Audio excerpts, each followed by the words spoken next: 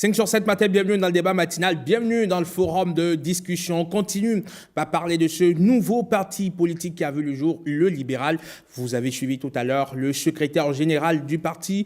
Avec mes francs-parleurs de ce lundi, on va continuer par décortiquer, on va dire, les ambitions de cette formation politique. Et on s'intéressera également à l'ancien président Nicéphore Dieudonné Soglo. Il est capable de porter des avis acerbes contre le pouvoir sur un média international et se retrouver quelques semaines plus tard à applaudir les réalisations du même gouvernement, du même pouvoir.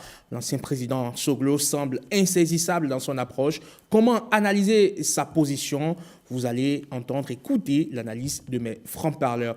America First, l'Amérique d'abord. C'est, vous le savez, le maître mot de Donald Trump qui, dit-il, veut redonner aux États-Unis toute leur grandeur. L'Afrique n'échappe pas aux mesures protectionnistes qu'il a annoncées. À partir du 9 avril, les produits africains exportés vers les États-Unis seront soumis à des droits de douane supplémentaires. Comment les pays africains peuvent-ils réagir dans ce qui semble être désormais une guerre commerciale? On vous en parle avec autour de la table Essotike Juste Anuro, analyste politique. Bonjour et bienvenue. Bonjour Eman, Amenga. Comment allez-vous? Je vais très bien. C'est un plaisir toujours renouvelé de me retrouver pour discuter avec toi. Mais le plaisir est totalement partagé. En face de vous ce matin, William Clicquant, mon confrère de Canal 3 Bénin. Bonjour et bienvenue William. Bonjour Herman, bonjour à tous. À côté de vous, Lukman Tidjani, analyste politique également. Bonjour et bienvenue. Bonjour à vous Herman, bonjour aux amis téléspectateurs. William, un nouveau parti politique, le libéral, à 1 an de la fin du mandat du président Talon. Vous pensez que le choix est stratégique? Quelques mois plus tôt, il y avait les Kérékouistes qui ont aussi créé un parti politique à Porto Novo. Donc, tous les jours, ça crée un parti politique. Mi-2024, on en a eu. Et je crois que vous en discutiez tout à l'heure avec M. Alopon de la communication de ce parti. En fait, ce n'est pas un nouvel élément dans l'arène politique béninoise que de voir les partis politiques naître. Maintenant, à 1 an de la fin du mandat de Patrice Talon, cela se voit. Je ne lis pas forcément cela au dernier carat ou à l'agenda en pleine consommation du mandat de Patrice Talon, mais les élections générales qui pointent à l'horizon, et ils l'ont dit à leur congrès constitutif, ils ont pour ambition de venir sur cette scène-là, donc de se laisser à ces consultations électorales pour lesquelles les gens se préparent depuis je ne sais combien d'années déjà. Ont-ils les moyens? On fera le débat. Maintenant, c'est une évidence qu'en démocratie, des partis se créent, et voilà une autre, s'est créé ce week-end. D'accord. Lukman Tidjani, comment est-ce que vous analysez la sortie, la naissance de ce parti politique? Sous quel angle vous prenez, on va dire, vous menez la réflexion?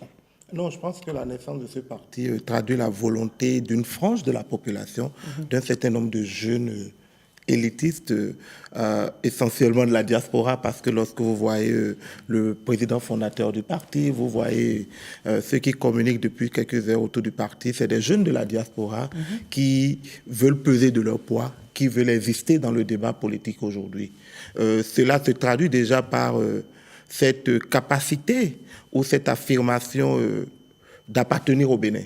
Quand vous voyez aujourd'hui des jeunes élitistes, des jeunes de la diaspora, beaucoup de jeunes qui veulent participer au débat politique, ça veut dire qu'il y a quelque chose qui a été fait. Une forme de pastef à la sauce béninoise? Pas forcément, mais c'est qu'il y a quelque chose qui a été fait depuis 2016 qui aujourd'hui anime, qui aujourd'hui suscite les ambitions d'être présent sur le terrain, d'être présent dans le débat politique. Ça, c'est déjà bon.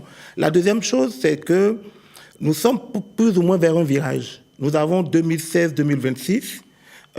La période de transition des réformes politiques, avec tout ce qu'il y a eu comme soubresaut, tout ce qu'il y a eu comme résistance, mais qui aujourd'hui ça se fait approprier par l'ensemble des acteurs politiques. Et certaines analyses vous diront que l'après 2016 pourrait être politiquement un peu plus ouvert que ce que nous avons vu ces 10 dernières années.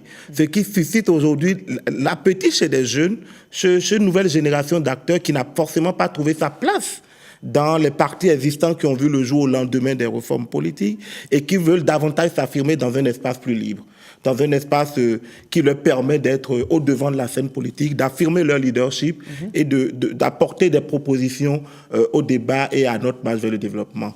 On l'a dit, est-ce qu'ils auront les moyens? Est-ce qu'aujourd'hui, au niveau de ces partis-là, la quantité rimera forcément avec la qualité du débat politique, des propositions qui porteront. C'est à l'épreuve que nous pourrons analyser. Alors, juste, Agnoro, quand on observe un peu, on va dire, les réflexions, on va dire, la façon dont le parti se positionne aujourd'hui sur l'échiquier politique, l'offre qu'ils ont ou qu'ils mettent sur la table n'est pas finalement si différente de ce qu'on entend déjà, ou de celle, pardon, une offre qu'on entend déjà. Oui, je voudrais saluer l'audace des jeunes qui se sont mis ensemble. Et tout à l'heure, on a parlé de la diaspora. Et nous savons que pour le développement d'un pays, pour pouvoir donner un élan politique à un pays, il y a la force de la diaspora qui occupe une place prépondérante. Alors, nous voulons saluer cette audace et nous avons pu suivre les différentes propositions qu'ils ont mises en place afin de pouvoir donner une carrure encore démocratique à notre cher pays, le Bénin. Et la liberté d'association est évidente à travers la création de ce parti politique. Nous avons entendu parler du parti Le Libéral et nous nous rendons compte qu'aujourd'hui au Bénin, la liberté est prononcée. Et cette liberté est nourrie surtout de responsabilités. Nous espérons que les libéraux pourront comprendre que les opinions politiques, tout ce qui doit être fait pour que notre République resplendisse autrement, que cette liberté sera nourrie de responsabilité. C'est le plus important parce que la liberté est décrite comme le respect de la loi qu'on s'est prescrite. William Cliquant, on s'interroge quand même aussi sur quel électorat pour le libéral. Ils viennent d'arriver. On est à quelques mois du dépôt des dossiers. Il n'y a pas de figure, on va dire, transcendantale. Il n'y a pas de figure tutélaire de la politique au Bénin qui incarne cette formation. Ça va peser dans la balance. Parlons d'abord de l'offre. L'offre va nous amener à analyser l'électorat potentiel. Je vois un acteur prépondérant, politologue que nous avons connu au premier rang, très critique de la gouvernance Talon, qui du côté de la diaspora a commencé par nuancer ses positions, rejoint par d'autres jeunes, qui s'est démarqué de son élan très critique à un moment donné. Je parle de Richard Boni Worou, qui à un moment donné s'est donné l'étoffe d'un centriste, parce que chez nous on a du mal à comprendre ce que c'est que le centre. On ne sait pas que c'est une idéologie politique. On pense que c'est quand on ne se positionne pas du côté du prince du moment ou de ses détracteurs que l'on est du centre. Donc il s'est affiché comme cela, et comme on traitera un candidat annoncé pour un parti de l'opposition, il est devenu un homme des réseaux sociaux. Il est devenu un acteur politique des réseaux sociaux d'abord, avant ses descentes de l'an dernier.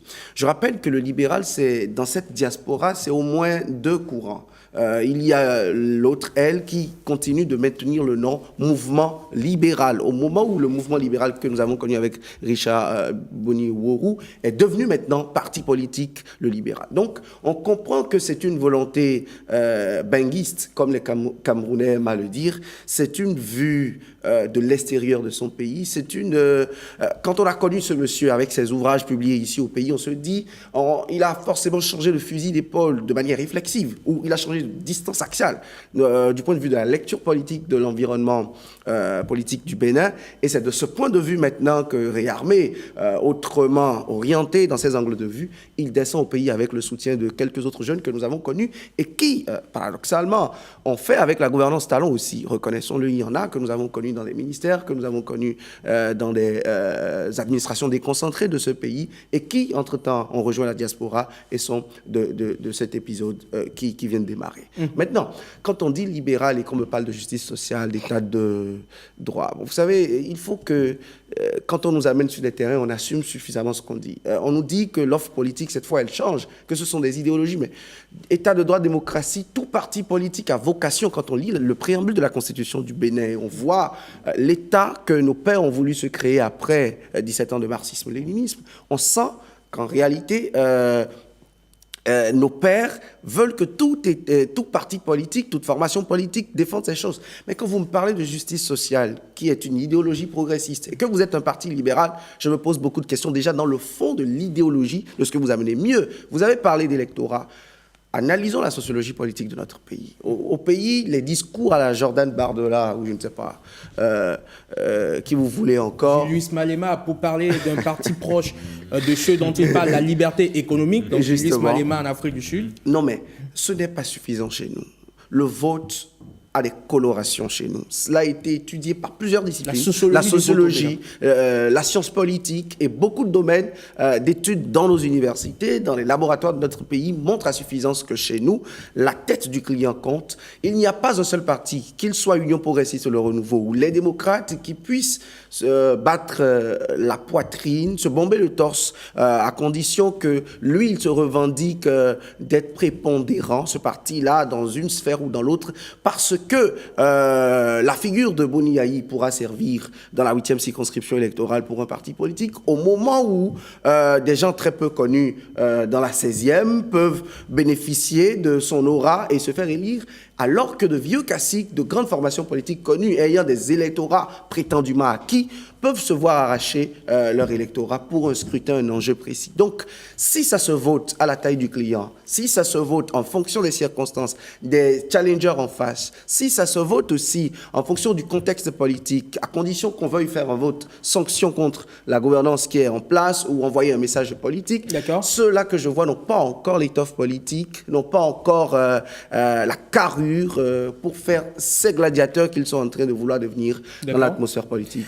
Alors, Luc Montidani, est-ce qu'aujourd'hui, le Béninois, la sphère politique au Bénin est taillée pour des débats d'idéologie, au point où on en vient à parler vraiment de libéralisme, où on veut vraiment surfer sur ce discours-là pour se trouver un électorat? Non, je pense qu'il serait difficile de faire un débat très approfondi sur les idéologies. Déjà même les ténors, les quartiers de la politique béninoise, les acteurs au sein des grands partis politiques ont du mal déjà à clarifier les positions idéologiques. Parce que si on va même faire le débat idéologique, on se demandera qu'est-ce qui divise ou qu'est-ce qui sépare tel parti d'un autre. Les ténors même ont déjà le mal de faire le débat idéologique.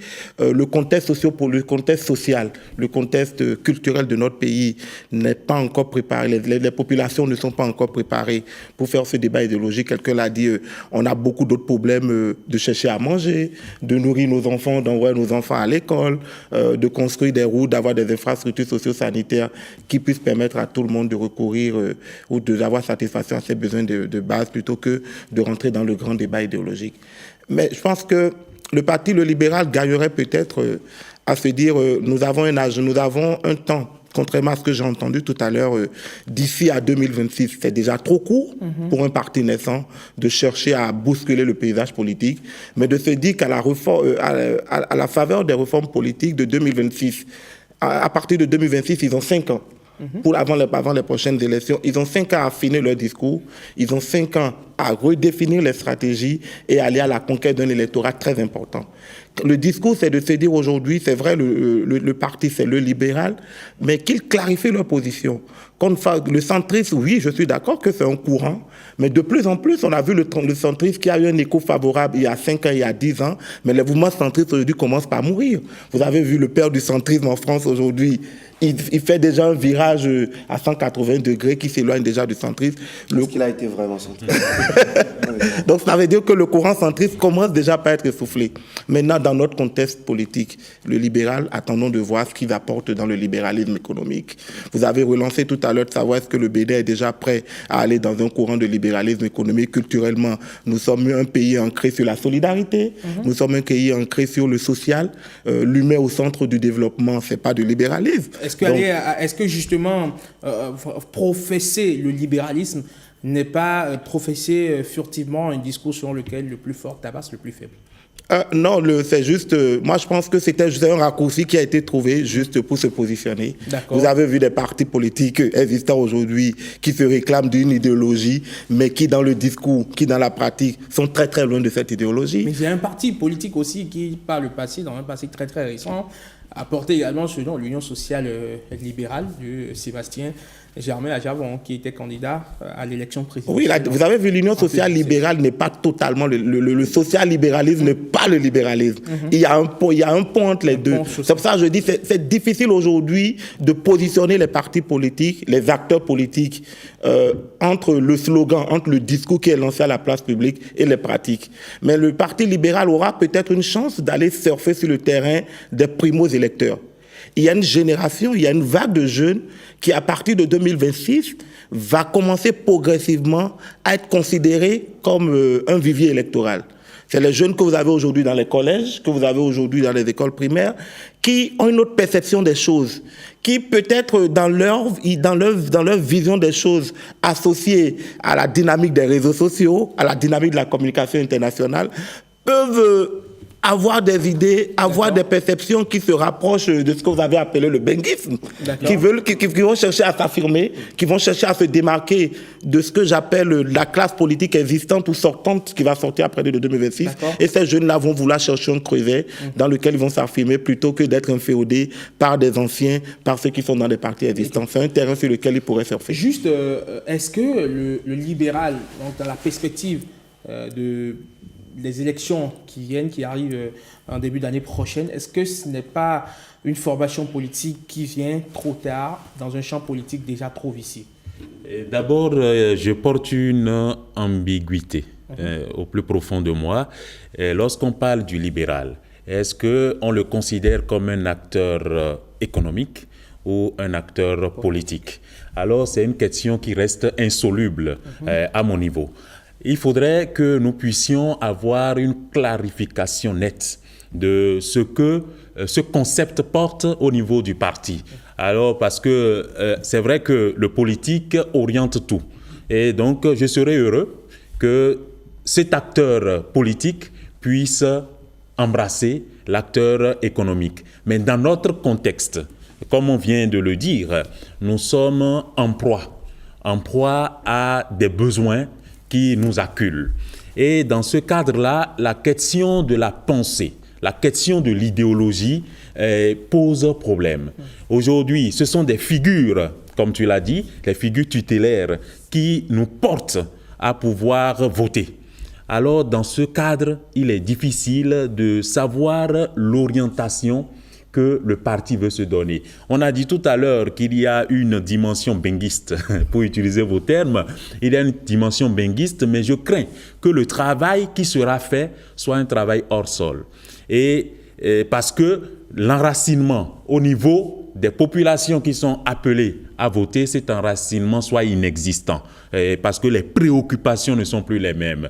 Donc, je voudrais qu'il fasse encore un travail titanesque pour pouvoir comprendre les enjeux majeurs au niveau du Bénin. Et nous voyons que la création de ce parti, même si cette création instaure une liberté d'association, nous voyons bien que cette création sur l'échiquier national va poser un peu de problème parce que les pensées sont orientées vers des partis comme l'Union progressiste, le Bloc républicain, les démocrates et la FCBE. Alors, les pensées sont orientées, les populations sont orientées vers... Il faut donc faire un reformatage.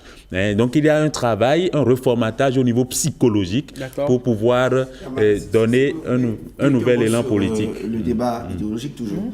Quand vous avez essayé de l'allier au PASTEF, vous voyez le PASTEF jusqu'en, je ne sais pas, 2017-2018, les meilleurs au PASTEF étaient des députés, sinon des maires. En fait, ils n'avaient pas encore géré la chose publique et c'était un parti de chômeurs, comme on les appelait dans les rues de Dakar. Ce n'est pas la même chose. L'idéologie est partie de Gaston Berger, de l'université. On a vu la marche des acteurs et on a vu, pour certains, rejoints par d'autres mouvements. Allez, pour repréciser ma pensée, quand je parlais du PASTEF, c'est en parlant de la diaspora. Parce que le PASTEF a quand même énormément de cadres dans la diaspora et qui ont travaillé sur ce qu'ils ont appelé le projet. Justement, mais le fond, sinon les têtes de pont étaient dans les rues de Casamance, étaient dans les rues de Dakar. Et ça, c'est extrêmement important. Et aussi, l'idéologie est un peu vieille au Sénégal. En 2000, quand Wade venait, on disait un premier gouvernement de droite. C'est-à-dire, il y a 25 ans, les gens pensaient déjà à l'idéologie. Chez nous, les progressistes qui sont de gauche, normalement, et les républicains qui sont censés être de droite soutiennent un même président.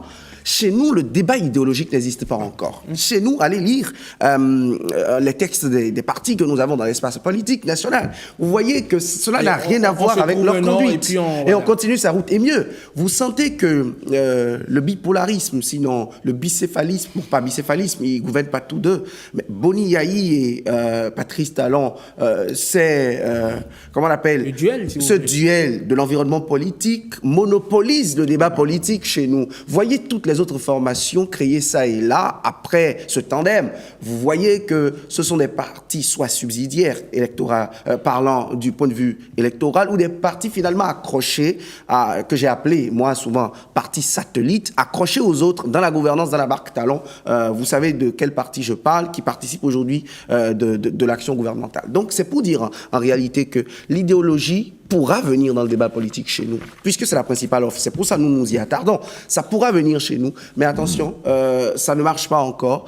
Si les libéraux veulent aller loin dans l'idéologie, quitte à eux d'abord de commencer à intéresser davantage avec d'autres. Pour finir sur le sujet, Lukman Tidjani, on a opéré la réforme du système partisan. Il y a eu la charte des partis politiques. On a essayé quand même de vicier un peu la création des partis politiques pour leur rendre une envergure plutôt plus nationale, pour pouvoir aller à de grands regroupements. Mais aujourd'hui, de plus en plus, on a l'impression qu'on est en train de retomber dans nos travers où les partis se créent au fur et à mesure.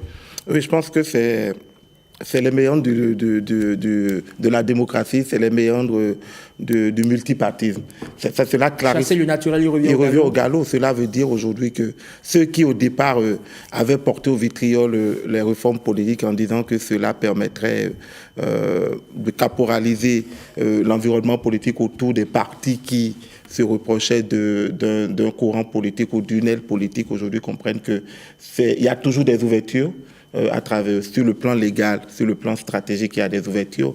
Maintenant, c'est sur le travail de l'électorat qu'il faut travailler. C'est au niveau de l'électorat qu'il faut voir ce qu'il faut faire. Malheureusement, les réformes politiques ne nous ont pas permis de clarifier ou de circoncire le débat sur les idéologies. Ça, c'est la faiblesse principale de ces réformes politiques. Peut-être que ça a été fait à dessein par les acteurs politiques du présent, qui ont même déjà eux-mêmes du mal à se positionner idéologiquement. Parce que ce sont les mêmes qui sont revenus. Ce sont les mêmes qui sont revenus. Vous voyez des gens qui se déclarent purement socialistes, mais qui sont dans des partis qui se réclament libéralistes. Vous avez des gens qui se perdent même des fois. Il y a des gens qui sont même dans des partis politiques et qui ont du mal à vous dire c'est quoi le courant politique de leur formation politique. Maintenant, on permet à tout le monde, comme aux États-Unis, il y a plusieurs partis politiques. En France, il y a plusieurs partis politiques, mais c'est sur le terrain des élections, c'est dans le débat politique qu'on essaie de définir les grands élans. Je pense qu'aujourd'hui, le libéral gagnerait aussi il y a un autre terrain fertile sur lequel ils doivent jouer, c'est de travailler. Ça va être difficile pour eux, mais je pense qu'ils gagneraient à le faire. C'est de se démarquer de ce duel existant aujourd'hui. Les Béninois ont déjà trop vu Thomas Boni Yahi, les Béninois ont déjà trop vu Patrice Talon. Et les Béninois ne veulent pas revoir Yahi Boni, Patrice Talon, cette guéguerre, ce duel croisé. Les Béninois ne veulent plus le voir dans la nouvelle dynamique qui pourrait venir en 2026. Et une tête comme Richard, qui a compris déjà que le discours doit être modéré, le discours doit être réaliste. Le discours aujourd'hui est plus ou moins customisé. Vous avez même déjà vu dans sa posture au Congrès. Il a customisé un peu sa posture. C'est plus totalement le Benguis en costume, le Benguis tout frais, Costa cravate. C'est quelqu'un qui a... On a ressorti nos vieux Ouassi. Exactement. Donc, il a intérêt à customiser son discours et à être beaucoup plus proche des jeunes, mais aussi des femmes en milieu rural. Très bien.